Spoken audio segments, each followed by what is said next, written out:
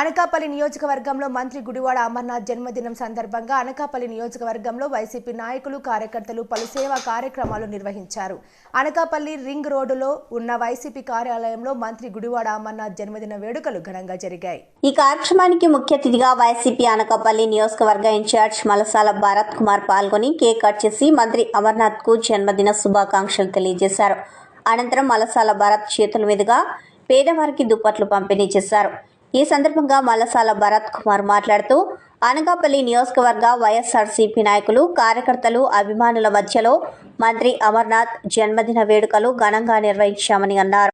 వైఎస్ఆర్సీపీ కార్యాలయంలో జన్మదిన వేడుకల్లో పాల్గొని పేదలకి దుప్పట్లు పంపిణీ చేశామని అన్నారు. ఈ కార్యక్రమంలో దంతులూరి దిలీప్ కుమార్, మందపాటి జానకి రామరాజు, గొర్లి సూరిబాబు, జాజుల రమేష్, పెద్దిశెట్టి గోవిందు, కొణతాల మురళీకృష్ణ, బొడ్డేడు శివ, మలసాల కిషోర్, కోరుకొండ రాఘవ, ఆళ్ల నాగేశ్వరరావు, కలగా గున్నయ్య నాయుడు, కేఎం నాయుడు, సకల గోవిందు, రత్నకుమారి మరియు వైఎస్ఆర్సీపీ నాయకులు, కార్యకర్తలు, అభిమానులు పాల్గొన్నారు.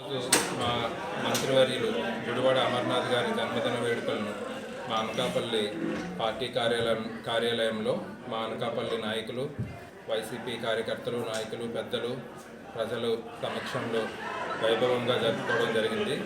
అదేవిధంగా అనకాపల్లి మండలం, కసంతోట మండలం వివిధ గ్రామాల్లో కూడా ఇదే విధంగా కేక్ కటింగ్ కానీ, బ్లడ్ డొనేషన్ క్యాంపులు, దుప్పట్ల పంపిణీ ఇలాంటివన్నీ చేయడం జరిగింది.